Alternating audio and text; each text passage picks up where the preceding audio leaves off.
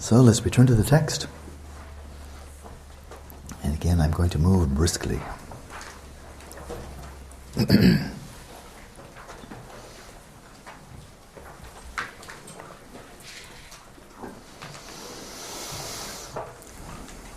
So it seems we left off, if I'm right, correct me if I'm wrong, was with the line, it is necessary to make going for refuge part of one's mind stream because, as Dhamma says, dedicate your intellect, heart, and home to the triple gem. Blessings will arise by themselves, O people of Dingri. Did I read that before? Anybody remember? Seems a bit familiar. Anybody remember? No? Okay, this is, there was a mistranslation here. Clearly there are different ways of translating, but he says the three, dedicate the three, and to say heart and soul doesn't cover three. Okay? So we need a bit more specific than that. And the term lo often means intellect, and I think that's what it means, your big human intelligence, but also your heart, your big heart. And then the term dang, one meaning is chest. I can't see a whole lot of meaning in that one. But the other meaning of it in the Tibetan dictionary was home, your home, which is kind of symbolic of all your possessions. So, and for many people, it's their biggest possession. So, in other words, dedicate everything. Your intelligence, your heart, your possessions, everything. Dedicate everything to the triple jewel. And by so doing, blessings will arise by themselves. By themselves. Shukle means by themselves. O people of Dingri. Accordingly, the guardian, the great protector, Shantideva, he says, or he writes in his Guide to the Bodhisattva Way of Life, when they have aroused awakening mind, even for an instant, those tormented by bondage in the prison of samsara. We have covered it, yeah? Oh, did I miss something? Oh. Okay, then I have to go back to the PDF. Sometimes something vanishes when I'm editing it, so I'm going to call it the PDF right now. No, I got the PDF right here. Thank you. Boy, that was a quick correction. Okay.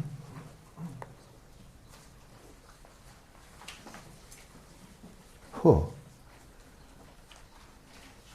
Okay, it's not coming up, so I'm going to have to go back. I'm just using a...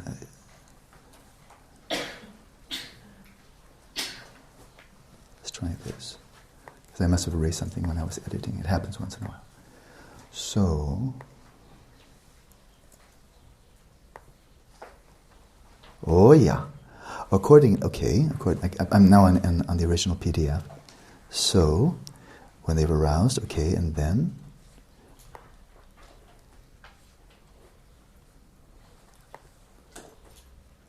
So when they've awakened arousing mind, even for an instant, those tormented by bondage in the prison of samsara will be called children of the Sugatas and will be saluted.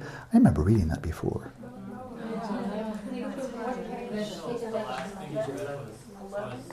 So says the archers. And the first paragraph. If it's manifest, what's the point of contemplation? Oh, that's I remember that, yeah. Except I changed that translation. Okay, we can take a little while. I'm trying to find... But I picked up in the right place, correct? I'm sorry we're wasting time. I didn't pick up. Okay, so tell me, where did we pick up? I'll need a line that I can find in the text. Moreover, the treasury of Doha says. Oh, I need one person to say, because getting 12 at the same time is not helpful.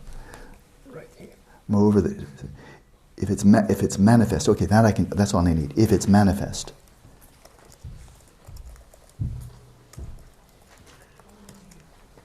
There we go. And now I see, the hash mark. I had 2 hash marks. An earlier one, which is now antiquated. Okay, now I'm happy. So, moreover, the treasury of Doha says, right? If it's manifest, what's the point of meditation? Jhana, which often just means meditation. If it's hidden, you encounter only darkness. So this is cool. I remember this one now. Yeah, got it.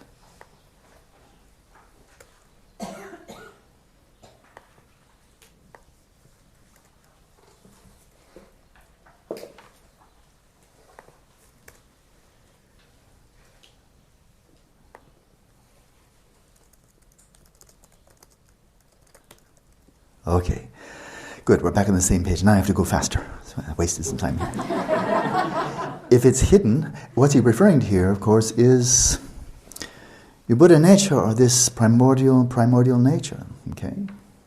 If it's manifest, if it's already obvious, if it's already there, then you don't need to meditate. Enjoy being a Buddha. But if it's hidden, then you encounter. Then you're in the dark. It may be of the clear, that is Buddha nature. Rikma may be of the nature of luminosity or clear light. But if it's hidden, you're in the dark. So you encounter only darkness. The connate nature is neither real nor unreal. This will be explicated quickly in the commentary. I think this is a better translation. That connate nature is neither real nor unreal. So that's from Saraha. And now the commentary from Panchen Lozang. This says, if the nature of the connate primordial mind is revealed by the power of meditation, then what is the point of meditation involving investigation? Okay? On the other hand, if the primordial nature is hidden, then you encounter only the darkness of ignorance. That essence is neither real, in the sense of being truly existent, nor unreal, in the sense of being totally non-existent. This is the theme that comes up everywhere in the Mahamudra and Dzogchen literature. And that is, when you're going to this level of, this dimension of reality, the connate primordial mind, indivisible from Dharmadhatu. Dharmakaya, indivisible from Dharmadhatu. It is literally and by its very nature inconceivable. It does not fit into any conceptual category. So if you wonder, is this real? No. Is it inherently real? Does it exist by its own inherent nature? No. That's very clear in the Prajnaparamita Sutras. Everything from elementary particles up to Dharmakaya does not exist by its own inherent nature. Very clear. So it's not real in the sense of being inherently existent. But then you say, well, unreal, if you mean it's not there, it's not. If it's unreal, by that you mean it doesn't exist? No, not that either. It's neither real nor unreal. It transcends these conceptual categories entirely. And then we continue. The Dohas, the Treasury of Dosa, also says, since it's separate from meditation, since it's not something you grasp with meditation, it's not something you cultivate with meditation, what is there to think? How can you explain the ineffable? All beings are deceived by the seal of becoming. The seal of becoming, of course, this refers to samsara. There's the ongoing flow of becoming, birth, aging, sickness, death, the whole spiel. All beings are deceived because all these appearances are illusory, everything seems to be really out there, and we set into motion scurrying after those things out there that we think will make us happy, and we scurry away from those things out there that we feel will give us pain. No one holds fast to the primordial nature among deluded sentient beings. We're deceived, we're deluded by the seal of becoming, and therefore we don't find our own ground. Moreover, the Treasury of Doha says, no tantra, no mantra, nothing on which to think or meditate. This is now straight bona fide Mahamudra. And as Panchen Lozang said earlier, this assumes you've done the preliminary practices. You're accomplished in state of generation, accomplished in state of completion, and now you're coming to this culmination where there's no you're transcending it. You're to among the four empowerments, you come to the fourth empowerment, the word empowerment. You might recall when you receive the fourth empowerment, there's nothing to be done, right? There's no ritual, there's no nothing, it's just there, that's Mahamudra. So no tantra, no mantra, nothing on which to think or meditate. All those cause your mind to be confused. So all these activities of studying and practicing the tantras, reciting mantras, thinking about this, contemplating this, meditating that, in order to achieve something we've not achieved, all of those are being done from the perspective of a sentient being. And sooner or later you have to give it a rest. That's to quit practicing as if you're a sentient being.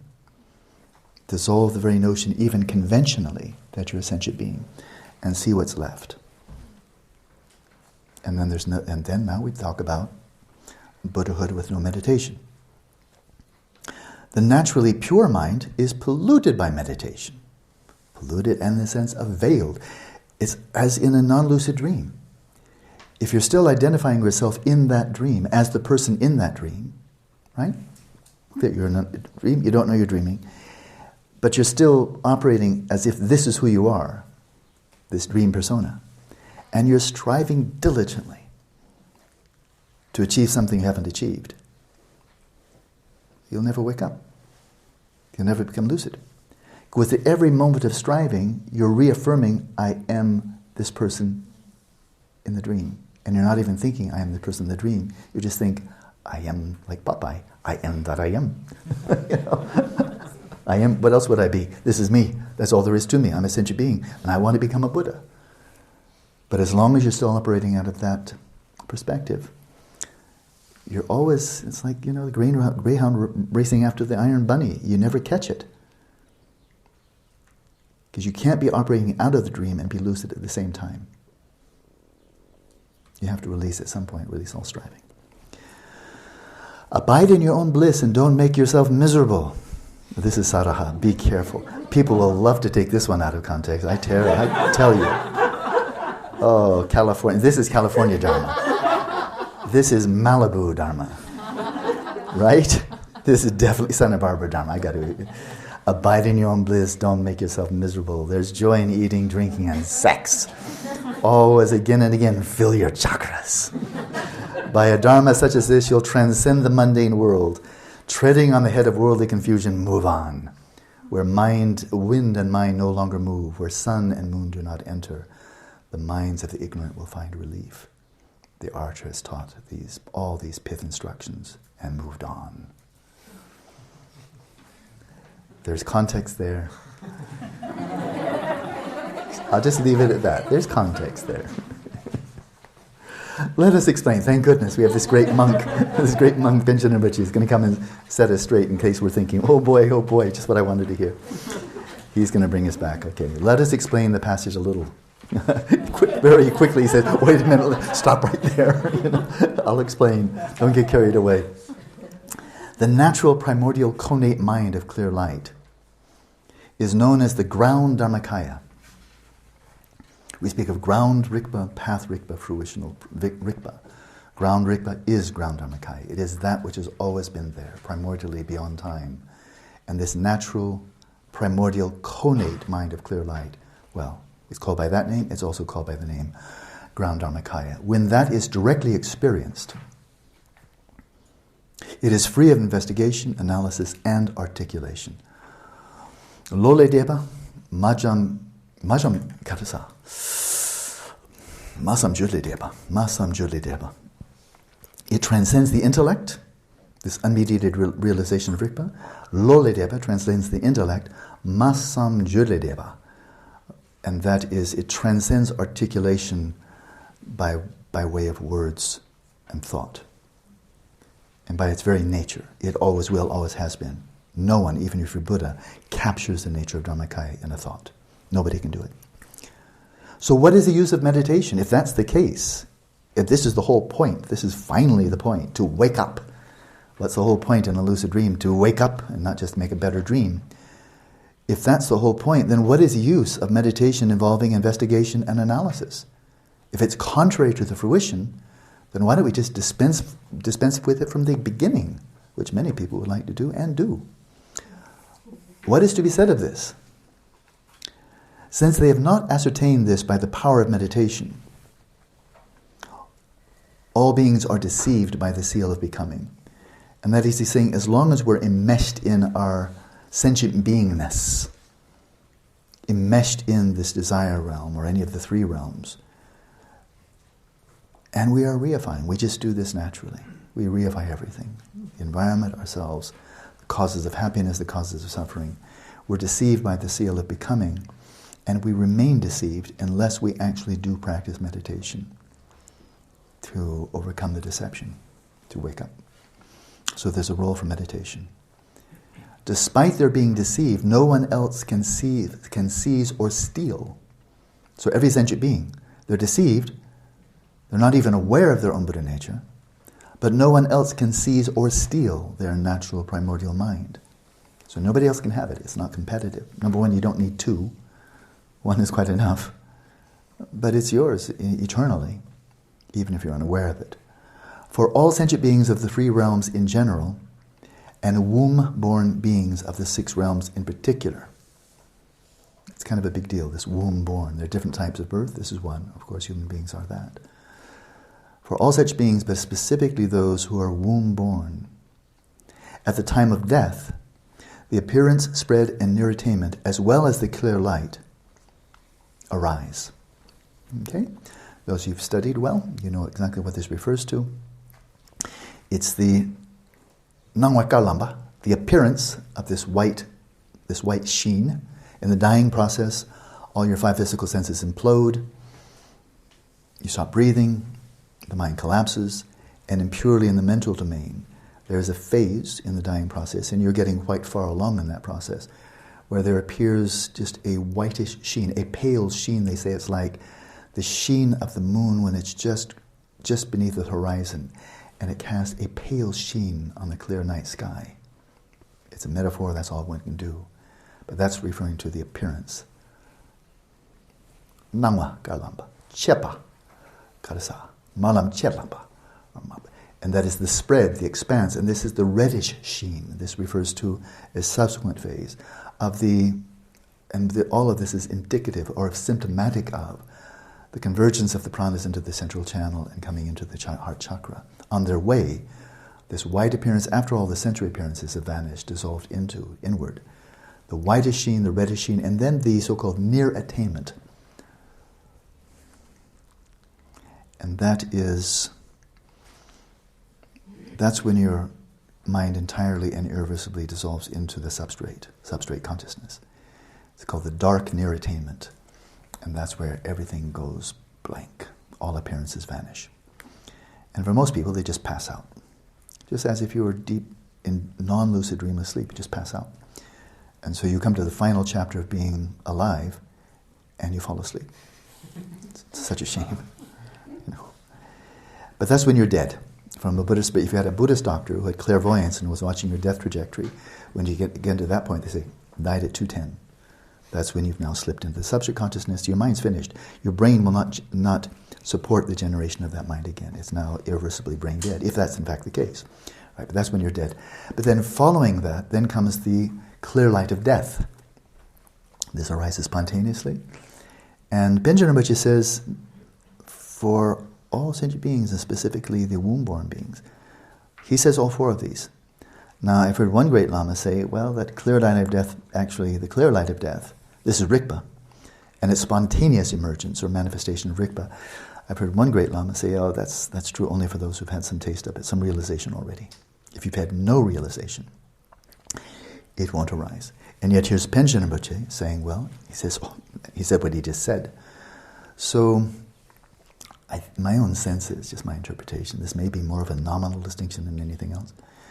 And that is, if you're an ordinary sentient being, you've just spent your time pursuing hedonia, and then you get old, and you get sick, and you die. You have the white sheen, the red sheen, the blackout. And as far as you're concerned, the next thing you're aware of is you're scurrying along on the bardo. Because the clear light of death appears, but you don't notice it, you don't recognize it. So what's the point of saying it appears if you're not even aware of it? You just don't get it. So as far if you wrote Dear Diary when you're well into the bardo, what was it like dying? You wouldn't include, oh, and then the clear light of death arose, but I didn't notice it. It would not be a journal entry, right? Whereas if you're an accomplished Mahamudra practitioner, stage of completion, Dzogchen, you've had some taste, but maybe not very, very accomplished, but you've had some taste. Then, Dear Diary, halfway through the bardo, you describe, well, there was the white, the red, the blackout, and then the clear light of death came up, but I couldn't hold it. And then, oh, here I am scurrying along. So there may not be any real difference there. So, but that's what comes next. And the whole idea is, prepare yourself well, and Dujum Lingpa, a.k.a. Padmasambhava, describes actually how you can evaluate the depth, the level of samadhi of the yogi while he or she was still alive, relative to how many days they abide in the clear light of death. Quite interesting. It's a 7-to-1 ratio. 1 day, 7 days, that kind of thing. So so these will arise. Although they appear thus, ordinary individuals, those untrained, are unable to transform them into the path. Of course, the whole idea of this is you transmute everything, especially explicitly in Vajrayana, and we're still in Vajrayana territory here. The whole idea is to transform everything while you're alive, while you're dying, and the final death process itself, transform all of that into the path. So when this mother clear light arises, this mother clear light of death arises effortlessly, spontaneously, the child clear light of your own prior realization or recognition of Rigpa comes together, the two are united, and then you're able to sustain it. And these are the yogis who remain for days, sometimes even weeks, in the clear light of death. That's how they are manifesting it outwardly. But for ordinary people with no training, well, they come completely unprepared. And to mine, this is just one more of innumerable disadvantages of a materialistic worldview. It gives you no chance at all of preparing for actually what death, except be prepared to be surprised. But you didn't even get that preparation. You're just completely left in the dark. So when experiences start to happen, you're just confused. That's not a very nice thing to do to anybody.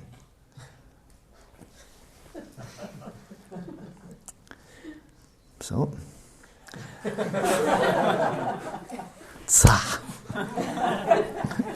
not only that, most desire realm beings enjoy joining the two sexual organs.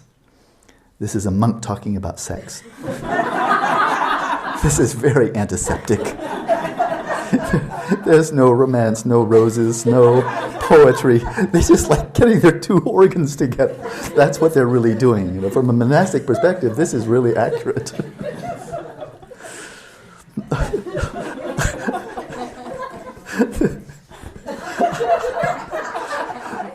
Let's enjoy the poetry of this. Most desire realm beings enjoy joining the two sexual organs and talking about sex. Though they have no knowledge of the point of great bliss. And though that they're settling for this, that lasts for minutes or longer, depending. And then it's over. And then you're tired.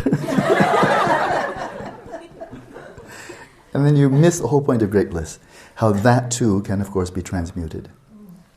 As it says in the Treasury of Dohas, in this house and that house, they talk about it.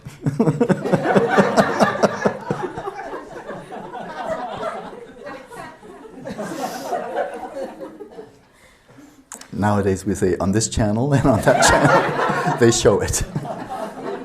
But the point of great bliss is completely unknown. So they're getting the leftovers, the tawdry leftovers of what could be great bliss, and all they get is, what we all know about. So when a yogin has made emptiness the object of that primordial mind that has the essential nature of great bliss.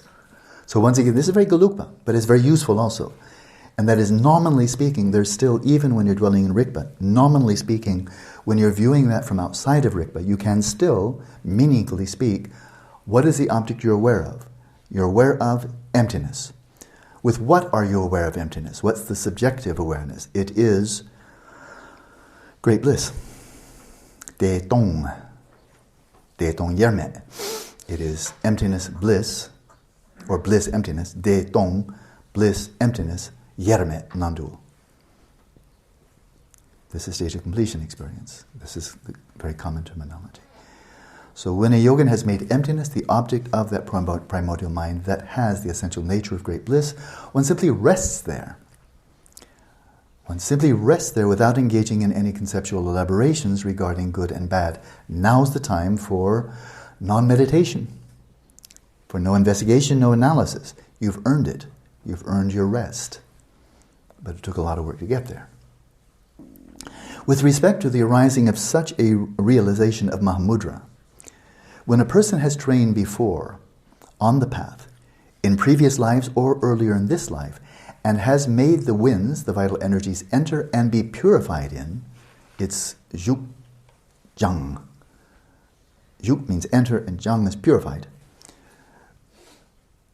When, because of your prior training in either past lives or past lives plus the earlier part of this life, you've really become adept at drawing those vital energies into the central channel, where they enter and they are purified there, when that, then even if one rests, as it were, without thinking about anything, and focuses on anything, you direct your attention anywhere you like, one will directly perceive the clear light Mahamudra, that it will arise spontaneously, because the energies have come into the central channel, into the indestructible drop, or bindu, in the central, in the heart chakra.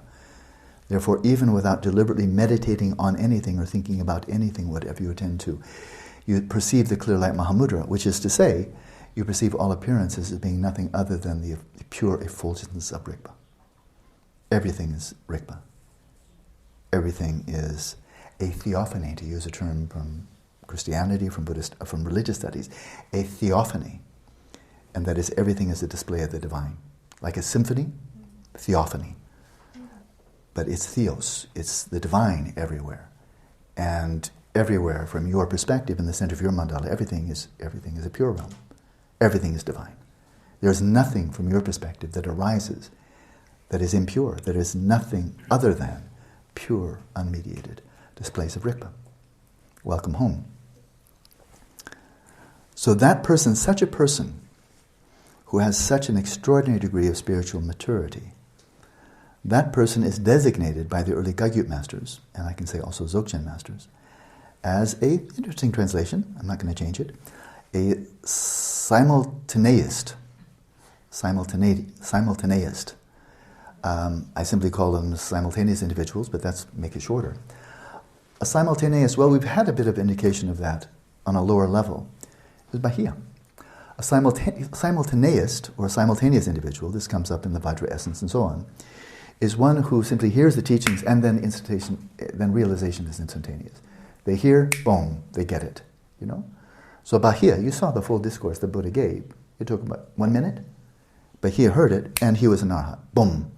That's about as close to simultaneity as you get in the whole Pali Canon. So he was the fastest.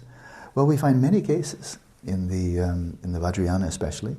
You find it in Chan, you find it in Zen, you find it in Vajrayana, you find it in Mahamudra and Dzogchen, you find it also outside of the Buddhist tradition, where there is just some catalyst. It is Naropa being struck in the face with a sandal by his Mahāmudrā, Mahasiddha master Tilopa, and simultaneously achieves awakening. Right? In a dream, you can have the analog of that. One friend of mine who's quite adept at lucid dreaming, he told me of a dream of his. He was on one of the 8-week retreats, and in his dream, he met his teacher. He's in a non-lucid dream, right? And his teacher just said, "Do you know this is a dream?" And he became lucid. That's simultaneous within the mini context of, "Do you know this is a dream?" And then it stirs and you become lucid. It can be that simple. It can be the verse, you know. So this happens on a little tiny level of going from non-lucidity to lucidity. It happens on a much vaster level of Bahiyas just hearing this short quintessential talk and becoming an arhat. And then we have cases of people just instantaneously becoming vidyadharas. You know, they just seem to be leaping there, but that's because they brought such enormous momentum to the path. They hear it and they're over. So that's simultaneity. They hear the teachings and they instantly gain realization. This verse occurs in the epitome. A person who has the residual karma, this is the leftover karma that I spoke of earlier, the momentum that I spoke about in the meditation we just had. A person who has the residual karma of training is said to be a simultaneist. So how to become a simultaneist? Meditate well. Build up the momentum, so if you're not a simultaneist yet, you will be. So this is a very important point. In the Dzogchen context here, as we hear so often, there are people of sharp faculties, medium faculties, and dull faculties. But it's not like there are tall people, short people, and middle-sized people. If you're 30 years old and you're short, you're going to be short for the rest of your life, and then shorter, right? If you're tall, you're going to get shorter, but you still be tall relatively. There's nothing you can do about it. There's just tall people, middle, and short. It's not like that. And that is practice well, and you will move from the status of being a person of dull faculties to a person of medium faculties, because you build up more momentum. Continue practicing, and you'll become a simultaneist. It's all a matter of momentum, but not some people having a better Buddha nature, or just somehow being upperclassmen, superior. There's no such thing. Buddha nature is Buddha nature. So the omniscient Je Tsongkhapa says in his illuminating lamp, his commentary on the 5 stages of Goya Samaja, it is apparent that for one who has experience in making the winds enter and be purified in the central channel, whatever object may be the focus, the vital winds gather in the central channel. This makes the same point as the previous passage. To manifest the Mahamudra of this path, disciples who are not simultaneists must certainly meditate on the inner fire. They should cultivate, now we're in the context of Vajrayana, they should cultivate Tummo and other topics like the 6 yogas of Naropa. The exalted Milla says that by first meditating chiefly on the 6 dharmas of Naro, in accordance with the oral tradition of Naro and Marpa, Mahamudra will manifest. So this is classic. He's drawing from the Kagyü tradition. How do you contextualize Mahamudra? On the basis of the 6 yogas of Naropa, and very much including Tummo. Let's continue, even though it's a tiny bit past 6. Let's go just a little bit more. Mahamudra is the fortress of the view. Naro's 6 dharmas are the fortress of meditation, where you're doing something. All those 6 yogas entail doing something. The profound path of method or skillful means is the fortress of conduct. The spontaneous actualization of the 3 bodies, Dharmakaya, Sambhogakaya, and Nirmanakaya, is the fortress of the fruition, the culmination of the path. The Dharma Lord Sapan, Sakyamandita, agrees with those who praise and exalt Mila's cone of inner fire.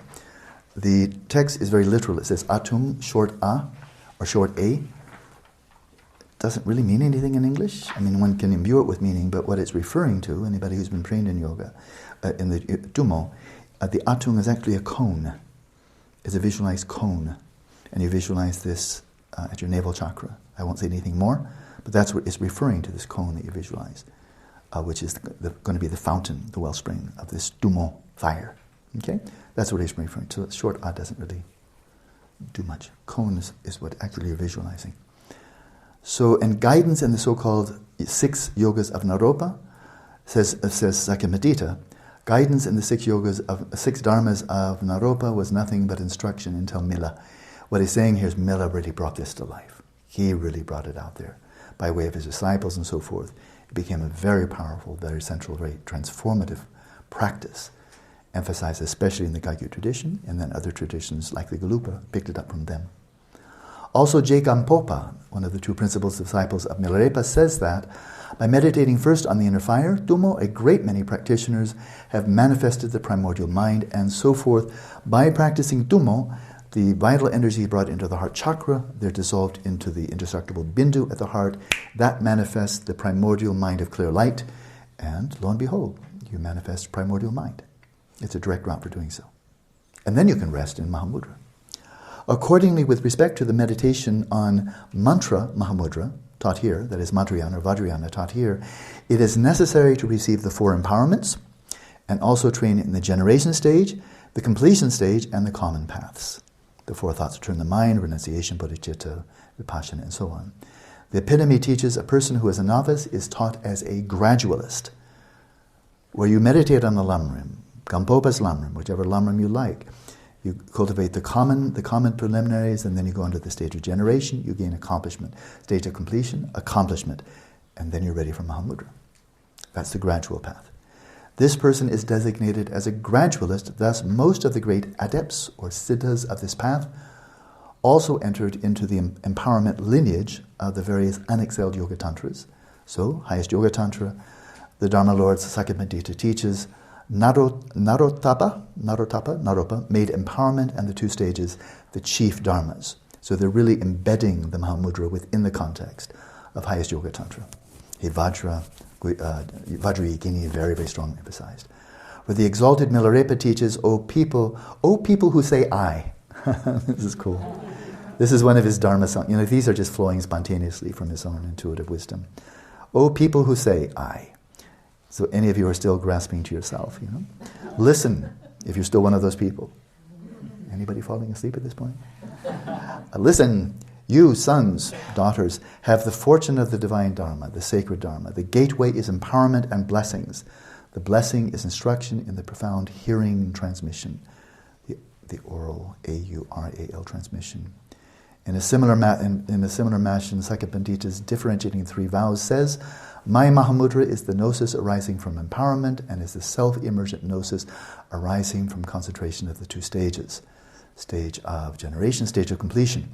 Accordingly, there is no disagreement among the views of all qualified Pandits and Siddhas, all qualified scholars and adepts who are well versed in Vajrayana and its relationship to Mahamudra. They know this is the case. If you disagree, you're wrong. They all agree. They speak in unison here. And that finishes our brief discussion of Vajrayana. He's going to spend the rest of the text coming back, we are, Sutrayana approach, where empowerment is not necessary. You don't have to practice stage of generation and completion. So it's embedded, instead of being embedded in the Vajrayana context, here it's embedded in Sutrayana context. And that's what he said he would emphasize, so we're only a little bit more than 1/4 of the way through the text. So the rest of the text is all going to be now an explication of the stages of practice of Mahamudra within the sutra, the Sutrayana context. And that's where we end today.